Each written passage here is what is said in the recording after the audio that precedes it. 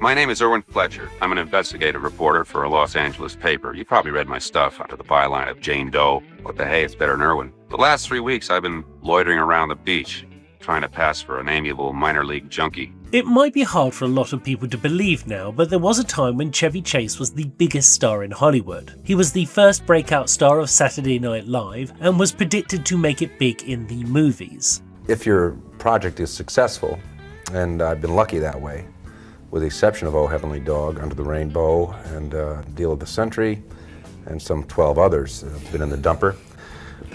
Oh Heavenly Dog? Yeah, there was one called Me and Benji. Actually Benji as me. I was Benji dead, something odd. But I mean, for the most part, my movies have been very successful, and obviously as they become more successful, you have more control. But surprisingly, Chevy Chase wasn't the first choice for the role. The writer of the novel, Gregory Mcdonald, had to okay the star and had already vetoed Burt Reynolds and Mick Jagger before agreeing to have Chase in the lead. When the movie was being developed, Mcdonald says everyone in Hollywood wanted to play Fletch. Why did he pick Chevy Chase? I was throwing the monkey wrenches into a lot of people who wanted to play Fletch. And then Chevy came along, and I was not, Saturday Night Live, I had not seen that much of him. I had to learn a lot about Chevy, and he was very bright. But despite McDonald's unfamiliarity with Chase's work, he agreed that he should take the lead. Arnold Babar. Isn't there a children's book about an elephant named Babar? I don't know. I don't have any. No children? No elephant books. The director, Michael Ritchie, who was probably best known for Bad News Bears at the time, made the very wise decision to let Chase ad-lib a lot of his dialogue. I don't know, people who know me can almost invariably tell when a line is one that I've written.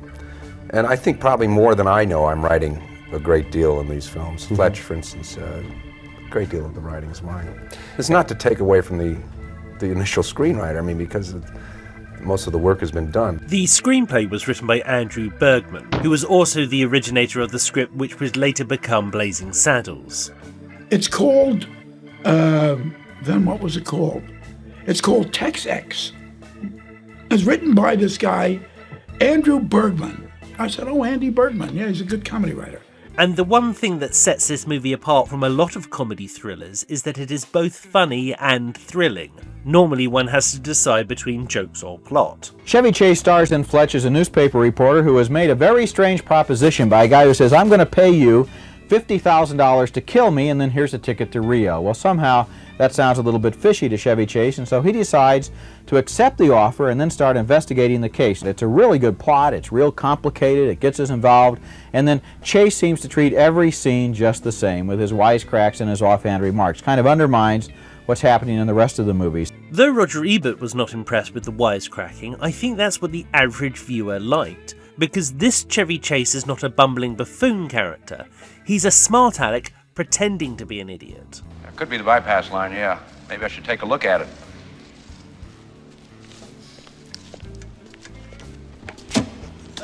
Gordo, back here? Don't tell me my business, boy. Just checking the luggage. And because of his undercover work, we get to see many different sides of Chevy Chase's Fletch. Our very own and beloved leader, a man who needs no introduction. Thank you very much, Sammy. Thank you. Tim Matheson would play Alan Stanwyck, the man who tries to hire Fletch to assist in his own death and starts the investigation rolling. Here's my proposition. I'm all ears. I want you to murder me. Matheson and Chase were actually both up for the role of Otter in National Lampoon's Animal House. You can do what you want to us, but we're not going to sit here and listen to you bad-mouth the United States of America. But Chevy Chase would pass on that role in favor of other projects. You know that we're in a big hit cult film together. Fletch. Yeah. You know, you died at the end. You, yes. Yeah. I.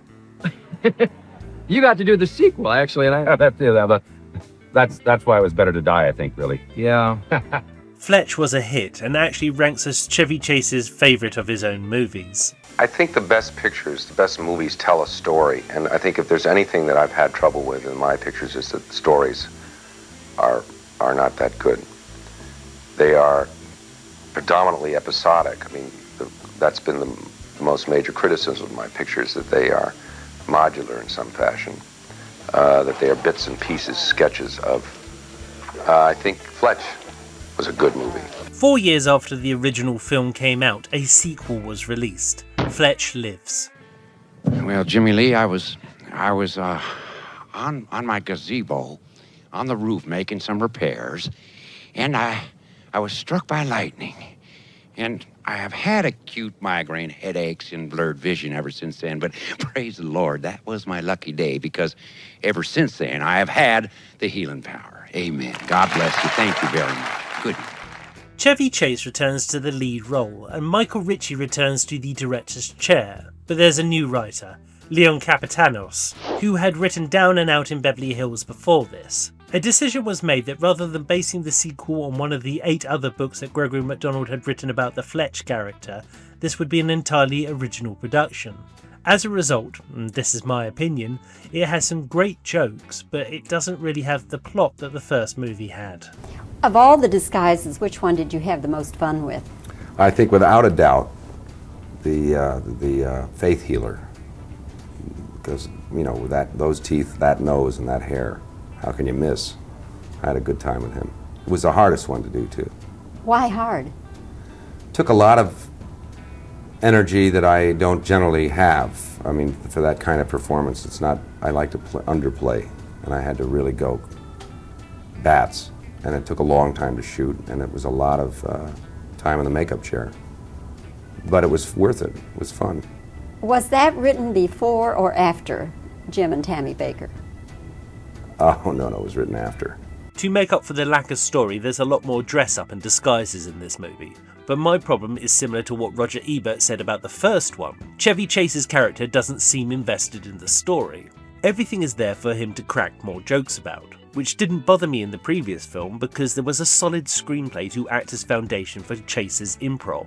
It's a big disappointment. I happen to like the first Fletch picture. I thought it was some of his best work in a long time. He sort of came out of a slump playing a fairly bright guy, and he was in peril. There was a drug deal going down, if I recall, on the beach or something like that. And it was a pretty exciting story, and yet he was funny within it. It was a tough little mix. This thing is just Joke City. He just walks through, tosses off one-liners, and they're really not very funny. And the story is completely lost behind him. I really thought it was sort of a walkthrough picture. Both movies were directed by the same man, Michael Ritchie, and this movie is a real letdown from the other one. You know, no one of the script things there. that, no, there isn't a script, and there's no inspiration either.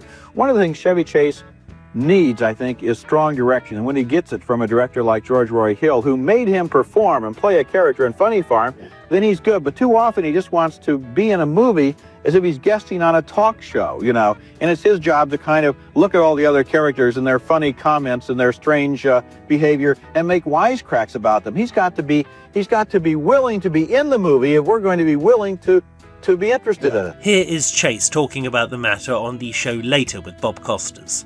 Well, there's more of what Fletch does that people liked in the first one. There are more characters. There are, I think, many more funny, really funny moments, genuinely funny moments. I think if its shortcomings relative to the first are the plot. I don't think it's as strong a plot. But that's a personal opinion. I can't really tell. The reviews so far that have come out, and certainly the tracking, shows that it's people really like it. There are 12 to 15 moments in this movie, which I saw recently, that'll make you laugh out loud. I mean, really belly laugh situations. Yeah. But you know, as you say, the plot is not something that's going to hold you all the way through. Yeah, but nor do I think that's important. I think that this is a ride. I think that's what kind of a movie this is. Either you like the attitude of this guy and this character, or you don't. Mm-hmm. If you like it, then it rises above the plot. This is not Jagged Edge, and we don't want it to be. The film was a huge hit with audiences, making almost $40 million at the box office on an $8 million budget. But this is where the franchise ended, and Chase would make a career out of playing bumbling but lovable dad characters. There were talks for a while that Kevin Smith was going to bring the series back with a soft reboot, with an old Chevy Chase recounting events from years before and a younger actor playing Fletch. For a while, Jason Lee was in line for that role before the project collapsed. Then for a while, Disney wanted to make a new version with Ben Affleck in the lead. And they asked Kevin Smith to direct, but not to write, as they already had a script. But the Weinsteins of Miramax nixed that project before it could get off the ground. So nothing happened to Fletch until 2022. What's your full name? I am Fletcher. I am Monroe. Full name, please. Erwin Maurice Fletcher.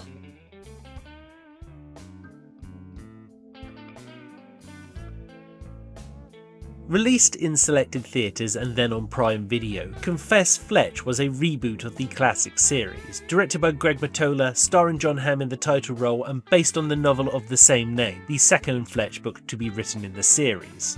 I didn't watch this film when it was first released, because firstly I don't have an Amazon Prime account, but also Fletch and Chevy Chase are inextricably linked for me. I mean, Chevy Chase is a very particular, wonderful comic actor, and to try and imitate him made no sense.